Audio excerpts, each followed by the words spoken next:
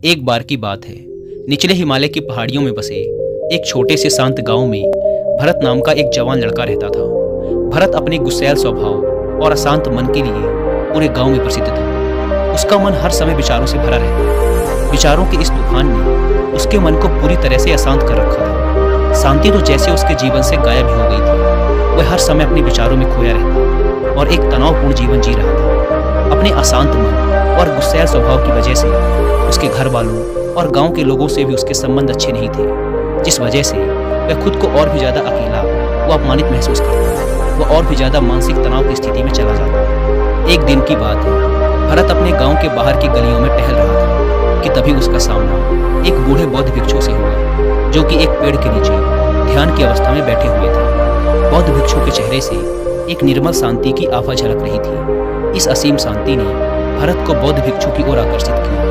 जब भरत बौद्ध भिक्षु के निकट पहुंचा तो उसने उनके चारों तरफ एक सकारात्मक ऊर्जा का अनुभव किया। भरत को यह महसूस हुआ कि इस अद्भुत शांति और असीम सकारात्मक ऊर्जा का स्रोत कहीं न कहीं बौद्ध भिक्षु के भीतर ही है। इसीलिए वह वहीं बैठकर उनके आंख खुलने का इंतजार करने लगा। थोड़ी देर बाद जब बौद्ध भिक्षु ने अपनी आंखें खोली तो उन्होंने अपने सामने एक जवान लड़के को बैठा पाया, जो कि काफी तनावग्रस्त और नकारात्मक भावनाओं से भरा हुआ लग रहा था। भरत ने बौद्ध भिक्षु की ओर लालसा भरी नजरों से देखा और बड़े सम्मानपूर्वक कहा, मुनिवर, मेरा मन बहुत अशांत है। मेरे मन के विचार मुझे खाए जा रहे हैं। मैं एक क्षण के लिए भी शांति का अनुभव नहीं कर पा रहा हूँ। क्या आप मुझे सिखा सकते हैं कि मैं अपने इस अशांत मन को शांत कैसे कर सकता हूँ? बौद्ध भिक्षु ने भरत के दर्द को समझते हुए उसकी ओर दया भरी नजरों से देखा और कहा, मेरे प्यारे बच्चे, मैं तुम्हें एक कहानी सुनाना चाहता हूँ। इस कहानी में मानसिक शांति और खुशहाली के रहस्य छुपे हुए हैं। क्या तुम इस कहानी को सुनना चाहोगे?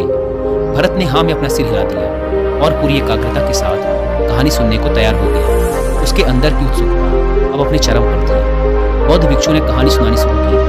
बहुत समय पहले की बात है। एक नगर में शक्ति नाम का एक आदमी रहता था। शक्ति बहुत ही महत्वाकांक्षी व्यक्ति था। उसे हर काम में लोगों से तारीफ चाहिए होती थी। अगर उसे किसी काम में असफलता या लोगों से बुराई सुनने को मिलती तो वह गहरी चिंता और तनाव में चला जाता। उसका मानना था कि सफलता और भौतिक संपत्ति उसे मनचाहा सुख देगी, लेकिन वह जितना ही सफलता और तारीफ के पीछे भागता वह उतने ही गहरे मानसिक तनाव में डूबता जा रहा था। लेकिन एक दिन अचानक ही शक्ति का सामना उस समय के एक बहुत ही प्रसिद्ध बौद्ध भिक्षु से हुआ, जिनका नाम था महाकौशक। महाकौशक अपने हजारों शिष्यों को ध्यान साधना की शिक्षा दिया करते थे और वो खुद भी एक बहुत ही बड़े ध्यानी और आत्मज्ञानी व्यक्ति थे। महाकौशक की अद्भुत एकाग्रता और स्थिर शांत चित्त से प्रभावित होकर शक्ति ने उनसे अपने भटकते मन को शांत करने का तरीका जानना चाहा। शक्ति ने कहा, भंते, मैं हमेशा सफलता के पीछे भागता रहता हूँ और लगातार और भी अधिक पाने के लिए प्रयास करता रहता हूँ। फिर भी मुझे कोई स्थायी संतोष या आत्मसंतुष्टि नहीं मिलती। इस निरंतर बेचैनी के बीच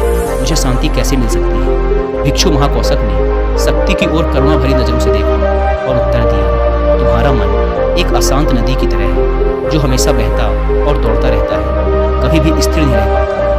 अपने अशांत मन को शांत करने के लिए तुम्हें अपने विचारों को बिना किसी रुकावट के जाने देने की कला सीखनी पड़ेगी। शक्ति हैरान था। उसने कहा, लेकिन मैं विचारों को कैसे जाने दे सकता हूँ? आखिर मैं भी तो अपनी इच्छाओं और महत्वाकांक्षाओं से जुड़ा हुआ हूँ। यह सुन भिक्षु महाकौशक मुस्कुराए और बोले, कल्पना करो कि तुम्हारे हाथ में पानी से भरा एक गिलास है। अब तुम जितनी देर तक इसे पकड़े रहोगे, यह उतना ही भारी होता चला जाएगा। और अगर तुम काफी लंबे समय तक इसे पकड़ के रखते हो तो तुम्हारे हाथ में दर्द होना शुरू हो जाएगा। लेकिन अगर तुम अपनी पकड़ ढीली कर देते हो और इसे जाने देते हो तो बोझ खत्म हो जाएगा। भरत ने कहानी और उसके संदेश को ध्यान से सुना। वह समझ गया कि अपने विचारों और इच्छाओं से चिपके रहना ही उसके बोझ को बढ़ाता है और उसके अंदर अशांति पैदा करता है। अब भरत को कहानी का अंत सुनने का बेसब्री से इंतजार था।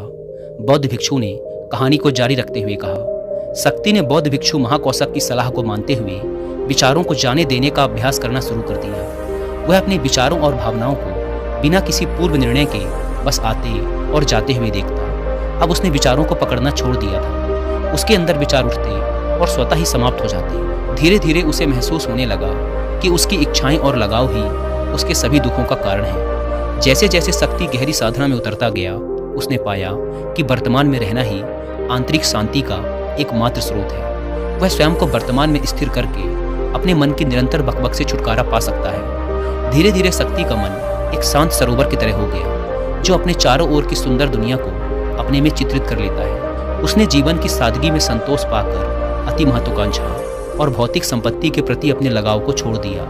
जैसे जैसे लोगों के बीच शक्ति के अंदर हुए इस अद्भुत बदलाव की खबर फैली, दूर दूर से लोग उससे मार्गदर्शन लेने आने लगे। वह लोगों को विचारों को मुक्त करने की कला सिखाकर और स्वयं के भीतर शांति पाने का मार्गदर्शन देकर लोगों के बीच शांति और ज्ञान का प्रकाश स्तंभ बन गया। दोस्तों, मैं यहाँ पर आपको एक रिलेवेंट ऑडियो बुक भी रिकमेंड करूँगा, जिसका नाम है the mindful way to a clear mind, जिसे आप हिंदी में भी सुन सकते हैं कुको FM ऐप पर। यह ऑडियो बुक हमें ज़िंदगी को माइंडफुल तरीके से जीना सिखाती है और साथ ही ये भी बताती है कि हमारा माइंड कैसे काम करता है और हम कैसे खुद को बेवजह की चिंता, डर और तनाव से बाहर रखकर एक हैप्पी और फुलफिलिंग लाइफ जी सकते हैं। और जिन्हें कुको FM के बारे में नहीं पता, यह इंडिया का सबसे बड़ा ऑडियो शो प्लेटफॉर्म है, जहाँ पर 2.5 मिलियन से भी ज़्यादा एक्टिव पेड सब्सक्राइबर्स हैं, जो कि हर दिन 1.5 लाख घंटे से भी ज़्यादा का कंटेंट कुको FM पर सुनते हैं। और इसमें हर महीने 4200 घंटों का न्यू कंटेंट भी अपलोड कर दिया जाता है। साथ ही इसका यूजर इंटरफेस एंड फीचर्स भी इजी टू यूज़ हैं। आप ऑडियो शोज को सुनते हुए उनके नोट्स भी बना सकते हैं और सोते समय ऑडियो शोज को सुनने के लिए इसके स्लीप टाइमर फीचर का यूज़ कर सकते हैं। इस प्लेटफॉर्म का मंथली सब्सक्रिप्शन पड़ता है 99 रुपीज़ का, लेकिन अगर आप यूज़ करते हैं कूपन कोड WI50 तो आपको इसके फर्स्ट मंथ के सब्सक्रिप्शन पर मिलेगा सीधा 50% का डिस्काउंट, यानी ये आपको पड़ेगा 99 की बजाय सिर्फ 49 रुपीज़ का। इस ऐप को डाउनलोड करने की link description and first comment पर मिल जाएगी। आइए कहानी पर वापस लौटते हैं। शक्ति और भिक्षु महाकौशक की कहानी खत्म करने के बाद बौद्ध भिक्षु थोड़ी देर के लिए मौन हो गए, ताकि भरत के अंदर इस कहानी का अर्थ गहराई से बैठ सके। भरत ने बूढ़े बौद्ध भिक्षु की ओर देखा। अब उसकी आंखों में एक नई समझ दिखाई पड़ रही थी। भरत ने धीमी आवाज में फिर एक प्रश्न किया, मुनिवर, मुझे इस कहानी में ज्ञान दिखाई पड़ा, लेकिन मैं इस कहानी की शिक्षा को अपने जीवन में कैसे लागू कर सकता हूँ? मैं अपने अशांत मन को कैसे शांत कर सकता हूँ? भरत के इस ईमानदारी भरे प्रश्न पर बौद्ध भिक्षु गर्मजोशी से मुस्कुराए और फिर बोले, अशांत मन को शांत करने का अभ्यास आत्म जागरूकता से शुरू होता है। अपने अंदर उठने वाले विचारों को देखने के लिए हर दिन कुछ समय निकालो। वो भावनाएं जो तुम्हारे मन को उत्तेजित करती हैं, उन पर ध्यान दो। देखो कि वो कैसे आते हैं और आकाश में गुजरने वाले बादलों की तरह चले जाते हैं। भरत ने अपनी आंखें बंद कर ली और बौद्ध भिक्षु के बताए अनुसार अपने विचारों का अवलोकन करना शुरू कर दिया। जैसे ही उसने अपने अंदर उठने वाले विचारों पर ध्यान देना शुरू किया, उसे महसूस हुआ कि उसके भीतर चिंताओं, निर्णयों और इच्छाओं की निरंतर धारा बह रही है। केवल इस एहसास ने ही उसे एक अद्भुत शांति का एहसास करवाया। उसे यह भी एहसास हुआ कि वह इन सभी विचारों और भावनाओं से अलग है। बौद्ध भिक्षु ने आगे कहा, जैसे शक्ति ने खुद को हर तरह के लगाव और आसक्ति से अलग कर दिया था, उसी तरह से तुम भी अपने मन को परेशान करने वाले विचारों और भावनाओं को खुद से मुक्त करने का अभ्यास विकसित कर सकते हो। जैसे ही विचार उठें, उन्हें बिना किसी पूर्व निर्णय के स्वीकार करो और फिर धीरे धीरे उन्हें जाने दो और वर्तमान क्षण पर अपना ध्यान केंद्रित करो। लेकिन मुनिवर, भरत ने बीच में ही रोकते हुए कहा, क्या होगा अगर विचार और भावनाएं इतनी मजबूत हैं कि वो बनी रहें और मन को छोड़ने से ही इनकार कर दें? बौद्ध भिक्षु ने भरत की बात पर सहमति जताते हुए सिर हिलाया और कहा, ऐसे कई मौके आएंगे जब तुम्हारे मन में विचारों का बवंडर चल रहा होगा, जब तुम्हारा मन तुम्हारी बिल्कुल भी नहीं सुनेगा। तो ऐसे समय में तुम्हें अपनी सांसों की ताकत पर विश्वास रखना होगा।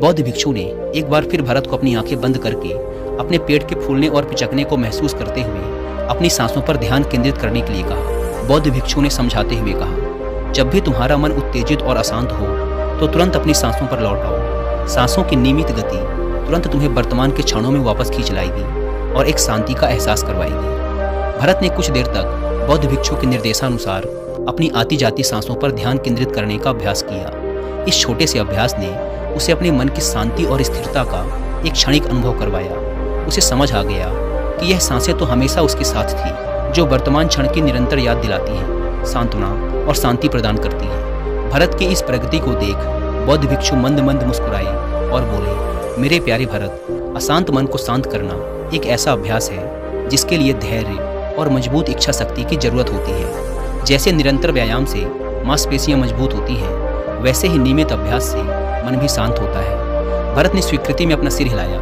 और इस अनमोल मार्गदर्शन के लिए बौद्ध भिक्षु का धन्यवाद करते हुए उन्हें ये वचन दिया कि मैं आज से ही अपने मन को शांत करने, आसक्तियों को छोड़ने और अपने भीतर शांति पाने की इस यात्रा पर निकल पड़ूंगा। बौद्ध भिक्षु ने भरत के कंधे पर हाथ रखा और कहा, मुझे तुम्हारी काबिलियत पर पूरा भरोसा है कि तुम बहुत ही जल्द अपने मन की शांति को खोज लोगे। लेकिन याद रहे, यह रास्ता इतना आसान नहीं होगा। लेकिन अगर तुम दृढ़ इच्छा शक्ति और खुले दिल से प्रयास करोगे तो तुम जरूर उस शांति को खोज लोगे जो तुम्हारे भीतर है। उस दिन से भरत ने अपने अशांत मन को शांत करने के अभ्यास के लिए खुद को प्रतिबद्ध किया और हर दिन ध्यान करने के लिए एक अलग समय निर्धारित किया। उसने अपने मन में उठने वाले विचारों को बिना किसी रोक टोक के जाने दिया और अपनी श्वास के माध्यम से खुद को वर्तमान में रखने का प्रयास किया। धैर्यपूर्वक अभ्यास करते हुए समय के साथ भरत ने खुद के अंदर गहन परिवर्तन का अनुभव किया। जैसे जैसे साल बीतते गए, भरत को गांव में शांति और ज्ञान के स्रोत के रूप में जाना जाने लगा। गांव के लोग अपने अशांत मन को शांत करने के लिए भरत के पास मार्गदर्शन लेने आते। भरत ने जीवन की भागदौड़ के बीच दूसरों को आंतरिक शांति पाने में मदद करते हुए बौद्ध भिक्षुओं की शिक्षाओं और आत्म जागरूकता की शक्ति को साझा किया। इसके साथ ही उसने लोगों को अपने विचारों को मुक्त करने और श्वास पर ध्यान केंद्रित करने की कला सिखाई। इस तरह वह गांव काफी फला फूला। वहां के निवासियों ने एक स्थिर और शांत मन के अमूल्य उपहार की खोज की। बौद्ध भिक्षुओं की शिक्षाओं और भरत के द्वारा कराए जा रहे अभ्यास के माध्यम से विचारों को जाने देने और वर्तमान में रहने की कला दूर दूर तक फैल गई, जिसने कई लोगों के जीवन को बदल कर रख दिया। जैसे जैसे और समय बीता, अशांत मन को शांत करने की भरत की यात्रा का एक जोरदार प्रभाव उसके गांव की सीमाओं के बाहर भी फैला। पड़ोस के गांवों और शहरों के लोग जब भरत के इस जादुई बदलाव की कहानी सुनते तो वह उससे सलाह लेने उसके पास चले आते। भरत उन लोगों के लिए आशा की किरण बन चुका था जो अपने मन के बोझ तले खुद को दबा हुआ महसूस कर रहे थे। भरत की शिक्षाएं सिर्फ सामूहिक प्रवचनों और ध्यान सत्रों तक ही सीमित नहीं थी, बल्कि वह रोजमर्रा के कामों को जागरूकता के साथ करने पर ज्यादा जोर देते थे। वह लोगों को याद दिलाते थे कि अपने विचारों और भावनाओं के प्रति जागरूक बनो। तुम दिन भर क्या बोलते हो, आसपास घटने वाली घटनाओं पर कैसी प्रतिक्रिया देते हो, इस पर ध्यान दो। हर एक काम को पूरी जागरूकता के साथ करो। जब भोजन करो तो हर एक निवाले के स्वाद का आनंद लो। जब सूरज की रोशनी में खड़े हो तो उसके किरणों की गर्मी को महसूस करो। लोगों की बातों को पूरे ध्यानपूर्वक सुनो और समझो। ये सभी छोटे छोटे बदलावों ने लोगों के जीवन में चमत्कारिक परिवर्तन ला दिए। भरत की शिक्षाओं से लोगों ने जाना कि जीवन का आनंद और खुशी तो वर्तमान के पलों को जीने में है। दोस्तों, इसी के साथ यह कहानी खत्म होती है। उम्मीद करता हूँ कि आपको इस वीडियो से काफ़ी कुछ सीखने को मिला।